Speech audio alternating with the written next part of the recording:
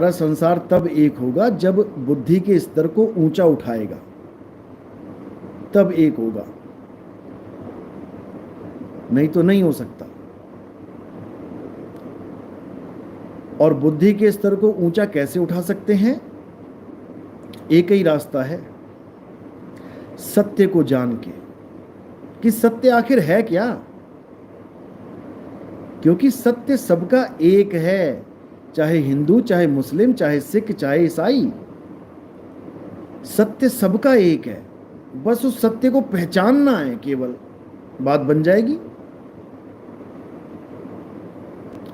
तो ये गजवाए हिंद के नाम पे सब हिंदुओं को करंट लग जाता है ना, कि ऐसे कैसे गजवाए हिंद कैसे। अरे भाई, वो गजवाए हिंद कल की अवतार के लिए बोला गया है कि हिंदुस्तान में कल की अवतार होगा और वो पूरी दुनिया में सनातन को स्थापित कर देगा। क्योंकि हिंदुओं को भी नहीं पता कि सनातन क्या है। हिंदुओं से पूछो सनातन क्या है तो बगले झांकते हैं। कोई कहता है राम जी, कोई कहता है कृष्ण जी, कोई कहता है हनुमान जी की पूजा सनातनी पूजा है। बिल्कुल नहीं, बिल्कुल नहीं। सनातन वो होता है जिसका आदि और अंत कोई जान ही नहीं सकता। राम जी तो त्रेता युग में आए हैं, पता लग गया। कृष्ण जी द्वापर युग में आए हैं, पता लग गया। हनुमान जी त्रेता में आए हैं, पता लग गया। विष्णु जी, शंकर जी सतयुग में आए हैं, पता लग गया। अरे जब दुनिया भी नहीं थी, सृष्टि नहीं थी, तब भी सनातन था, है और रहेगा। अब बताओ इसका आदि और अंत कोई नहीं जान सकता। इसी को बाबा नानक ने कहा, आद सच जुगाद सच है भी सच, नानक होसी भी सच। यानी आद जुगाद से, यानी सृष्टि भी नहीं बनी, कुछ भी नहीं, तब भी वो सत्य था, है और रहेगा। ये उसकी महिमा गाई जा रही है। लेकिन लोग समझ नहीं पाते और झगड़ा करने में नंबर एक है। सिख कह रहा है कि मुझे खालिस्तान बनाना है, हिंदू कह रहा है मुझे हिंदू राष्ट्र बनाना है, मुसलमान कह रहा है मुझे गजवाए हिंद बनाना है, ईसाई कह रहा है कि पूरा क्रिश्चियन कंट्री बना देंगे इसको। लगे हुए हैं 2 से 4, 4 से 8, 8 से 10 करने में। बुद्ध वाले कह रहे हैं इसको बुद्धिस्ट कंट्री बना देंगे हम। SC ST वाले कह रहे हैं कि इसको दलित देश घोषित कर देंगे सब अपने अपने झंडे लगाने में लगे हैं, लेकिन कोई सत्य का झंडा नहीं लगाना चाहता। अब सत्य का झंडा कैसे लगेगा, ये समझ में आ जाए तो कहानी बन जाएगी। ये जितना झगड़ा, जितना फसाद, सब खत्म हो जाएगा। अब तरीका क्या है सबको एक करने का? बिल्कुल सिंपल, बिल्कुल सिंपल। खालिस्तान वाले ये मत बताएं कि हम खालिस्तान बनाएंगे, ये बताएं कि खालिस्तान बनाने से इस देश में क्या क्या चीज़ें अच्छी हो जाएंगी, क्या क्या लाभ होगा लोगों को अगर खालिस्तान बनाया जाए। पॉइंट वाइज लिख के आ जाओ भाई, लिख दो तुम अपने 40-50 पॉइंट जो तुम्हारे दिमाग में आते हैं कि ऐसा ऐसा राज होगा तो हम समझेंगे कि खालिस्तान, खालसे का राज आ गया। हिंदू भाई अपने पॉइंट्स लिख के ले आओ कि ऐसा ऐसा होना चाहिए देश में जो सबके भले का हो। मुसलमान भाई अपने अपने पॉइंट्स लेके आ जाएं कि हम ऐसा राज चाहते हैं, हम ऐसा संसार चाहते हैं जो सबके लिए भले का हो। क्योंकि उसमें फिर अल्लाह के सब हैं, सब अल्लाह के बंदे हैं, एक का भी नुकसान नहीं होना चाहिए। एक का भी नुकसान हो गया तो इसका मतलब ना तो ये खालिस्तान है, ना ये सनातनी राज है, राम राज है, ना ये कोई इस्लामिक कंट्री है। फिर याद रखना, ऐसे पॉइंट्स लेके आओ, ऐसे पॉइंट्स लिख के लेके आओ जो सबके भले के हों, सबके, यूनिवर्सल हो, यूनिवर्सल ट्रुथ जैसे कहते हैं, सबके लिए। सब ले आओ अपने अपने पॉइंट्स, और उसके बाद जो जो पॉइंट्स सच में सबके लिए अच्छे हैं उसको लागू कर दो, उसको लागू कर दो। सब खुश, सब खुश। बस नाम का झगड़ा ना कर लेना कि अब इसका नाम क्या रखें, गजबाए हिंद रखें कि खालिस्तान रखें कि राम राज्य रखें कि फलाना रखें ठिकाना रखें। खत्म करो उसको।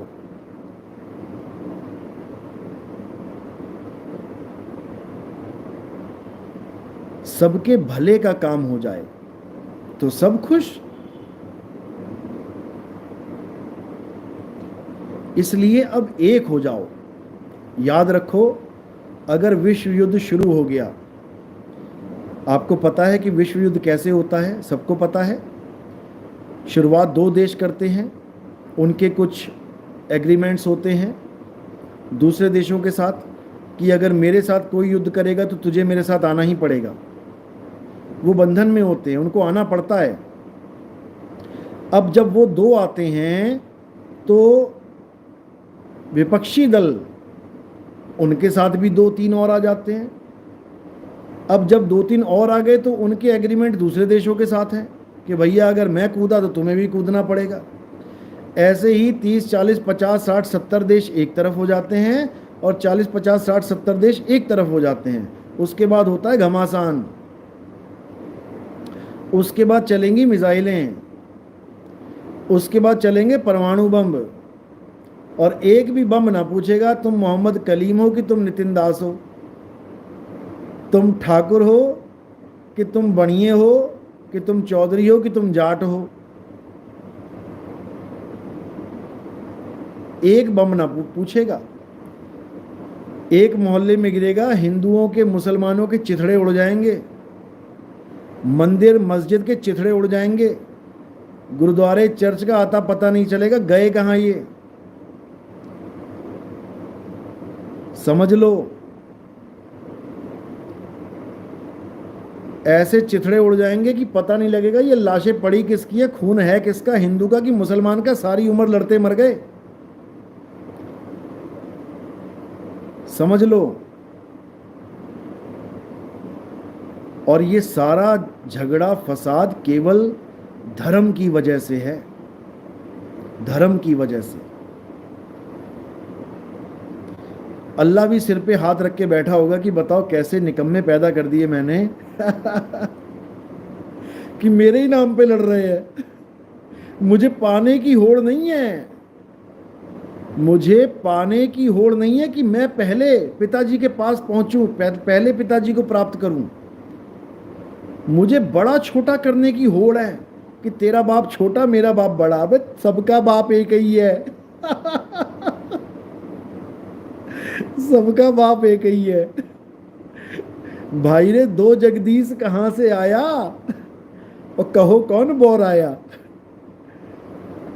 600 साल पहले कबीर साहब बोल गए कि दो जगदीश कहां से आ गए भाई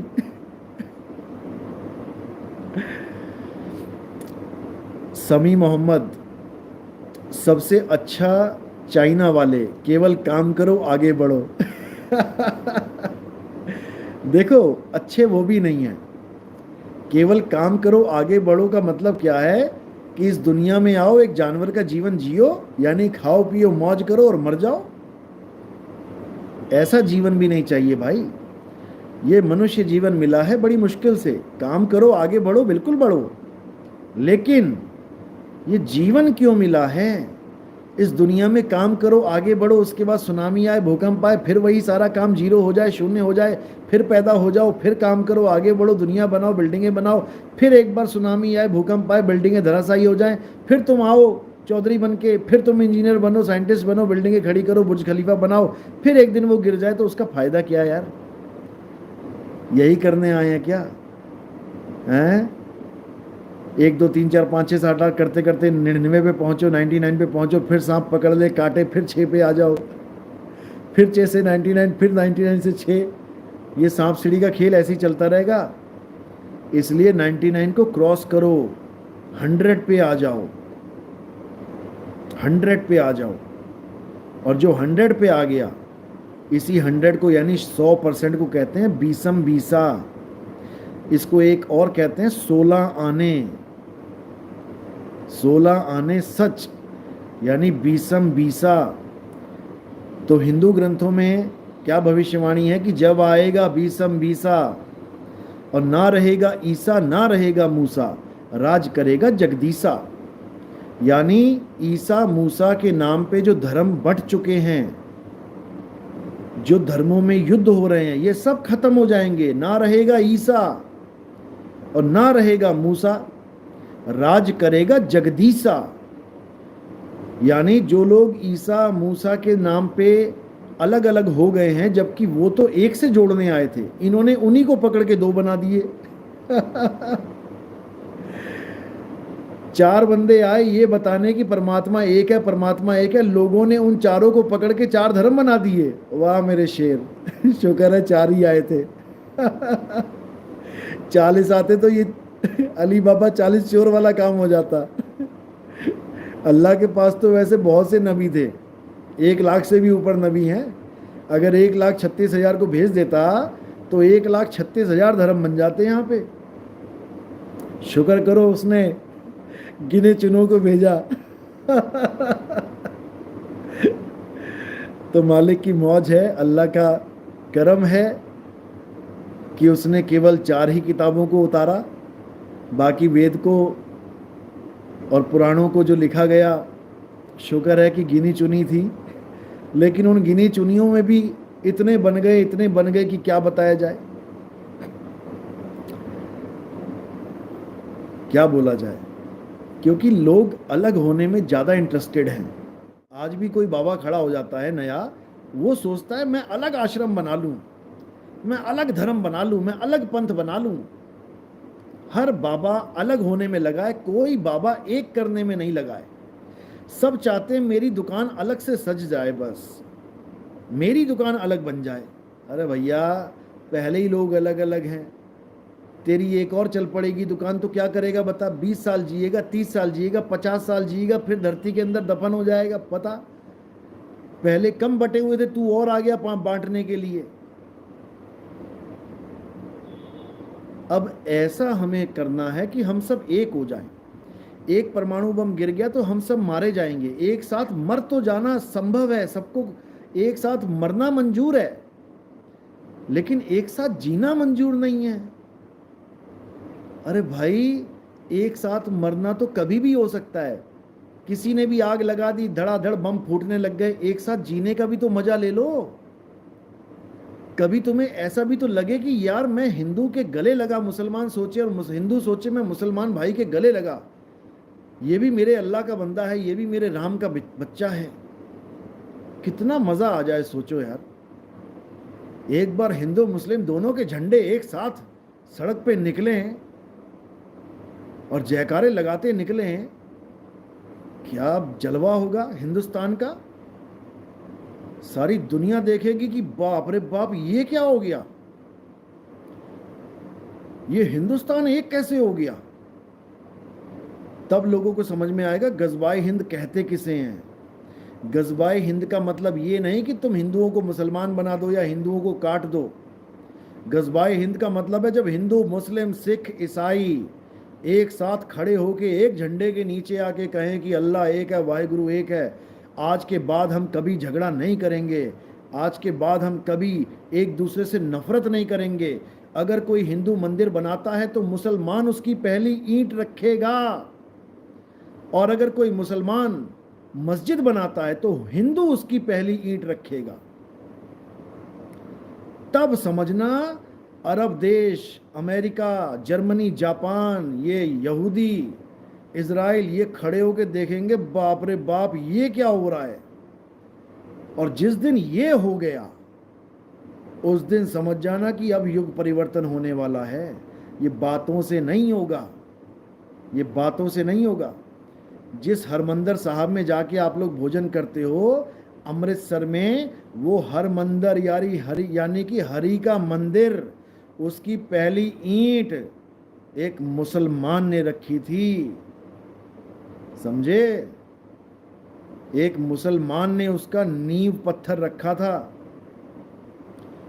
तो ये प्रण कर लो कि अगर कोई मंदिर बनेगा तो पहली ईंट मुसलमान रखेगा, और अगर कोई मस्जिद बनेगी तो पहली ईंट हिंदू रखेगा, कोई गुरुद्वारा बनेगा तो मुसलमान रखेगा, ईसाई रखेगा। फिर देखो क्या होता है, फिर देखो क्या होता है। ये सब साजिशकर्ताओं के परखच्चे उड़ जाएंगे। ये जितने लोग राजनीति करते हैं हिंदू मुसलमान की, खुद तो बैठे हैं आराम से एसी वाले कमरे में, इनके खुद के बच्चे अमेरिका में, जर्मनी में, इंग्लैंड में पढ़ रहे हैं, और पत्थर और भाले तुम्हारे हमारे हाथ में पकड़ा रखे हैं। मरो, मारो, काटो और बेवकूफ बनते जाओ।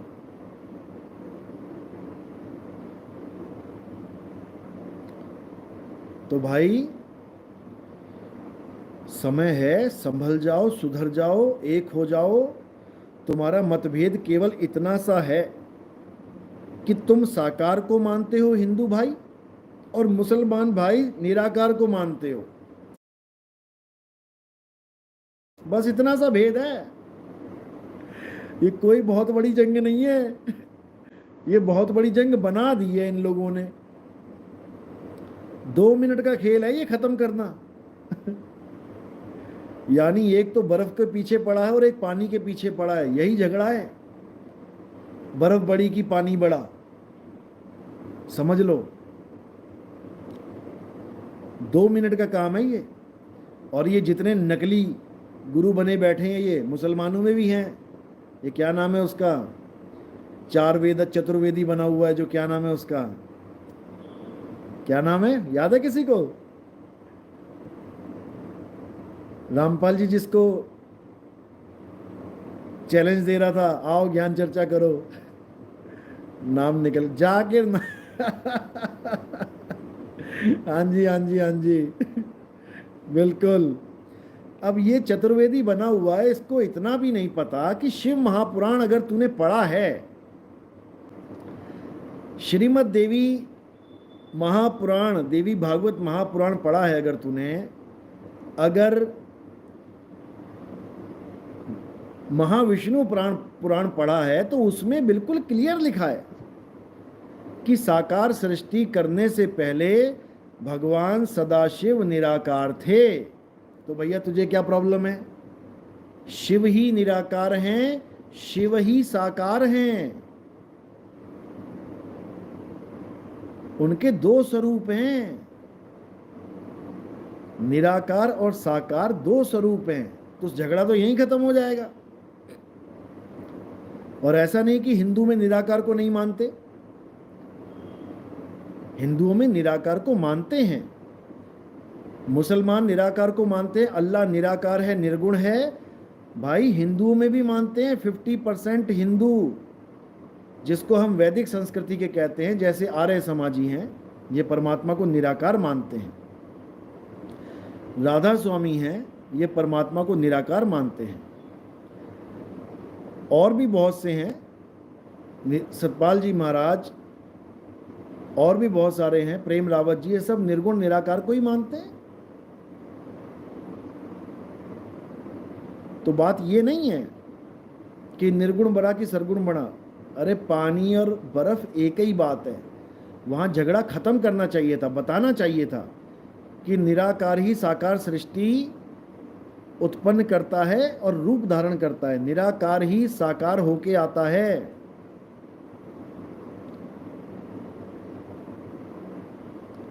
समझ लो, इतना बड़ा झगड़ा था ही नहीं है जितना बना दिया गया। नतस्य प्रतिमा अस्ति, उसकी कोई प्रतिमा नहीं है। तो भैया ये हिंदुओं के ग्रंथों में तो लिखा है, तो जिसने लिखा है वो नहीं जानता होगा कि उसकी कोई प्रतिमा नहीं है। और अगर हमने मान लिया कि उसकी कोई प्रतिमा नहीं है तो हमें मुस्लिम बनने की ज़रूरत क्या है? जब हमने हिंदू में ही स्वीकार कर लिया कि उसकी कोई प्रतिमा नहीं है, वो निराकार है, तो मैं मुस्लिम क्यों बनूं? फिर मैं केवल ला इलाहा इल्लल्लाह मोहम्मद रसूल अल्लाह को ही क्यों बोलूं? जबकि मोहम्मद साहब से पहले ये ग्रंथ लिखे जा चुके हैं कि परमात्मा का कोई रूप नहीं है, तो मैं उसी को मान के उसको नबी क्यों ना मान लूं जिसने ये बात लिखी है? ना तुमने मोहम्मद साहब को देखा, ना मैंने उसको देखा जिसने वेद लिखे, लेकिन वेदों की बात और मोहम्मद साहब की बात अगर एक है तो मैं मोहम्मद को क्यों मानूं? मैं वेदों के लिखने वाले ज्ञाता को क्यों ना मान लूं? बात तो मेरी मानने से है ना।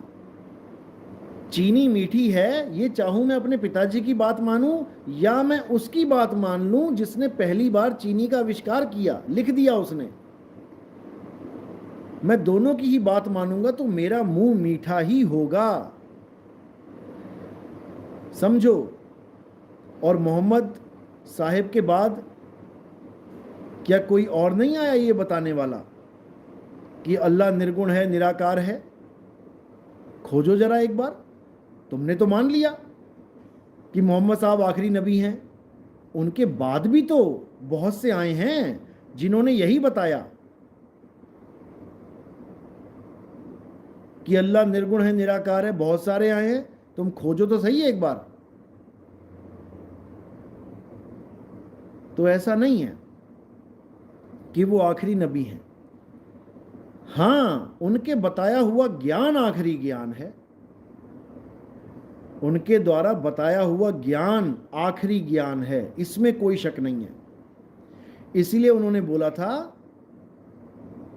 गज़बाए हिंद कि जो ज्ञान मैं बता रहा हूं उस ज्ञान पर भी मेरे समर्थक, मेरे फॉलोअर टिक नहीं पाएंगे, समझ नहीं पाएंगे कि मैं क्या बोल रहा हूं। तो गज़वाए हिंद यानी हिंद की तरफ से, हिंदुस्तान से वही ज्ञान दोबारा से उजागर होगा और ऐसा माहौल हो जाएगा जैसा अब है। ये उनके नबी के वचन हैं। और कहते भी हैं कई लोग कि इमाम मेहंदी जब आएंगे तो ऐसा कर देंगे दुनिया को जैसा मोहम्मद साहब के समय पे थी दुनिया। अरे भाव तो समझ लो उसके, क्या कह रहे हैं वो। यानी वो दिव्य ज्ञान दोबारा से पूरे संसार में प्रकट होगा जो लुप्त हो चुका है। जो दिव्य ज्ञान केवल 5 टाइम की नमाजों में बंध चुका है, केवल 5 टाइम की नमाज में बंध चुका है ये ज्ञान, अब वो ज्ञान उजागर होगा जो अल्लाह के जिक्र यानी 8 पहर की भक्ति, एक पल भी मिस नहीं करना है अल्लाह को याद करने से, केवल 5 टाइम के बंधन में नहीं बंधे रहना है। समझ लो कि मैंने 5 टाइम नमाज पढ़ ली, मैं अल्लाह का प्यारा हूं। 5 टाइम की नमाज में 5 वक्त तेरा ध्यान धंधे में था, 5 वक्त की नमाज में तेरा ध्यान गाय में बकरी में फंसा पड़ा था, दूध बेचने जाना है, ग्राहक आने वाला है।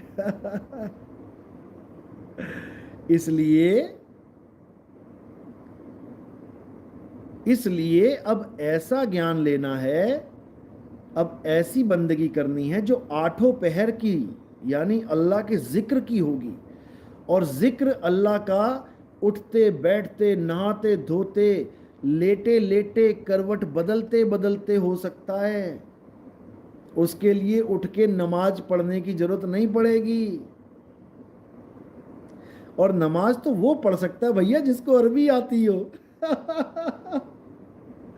अब गांव की औरतें जिनको छोटा सा मंत्र याद कराने में बाबा जी के हाथ खड़े हो जाते हैं, भैया ये ना बोल पाएगी, वो बेचारी नमाज कैसे याद करेगी?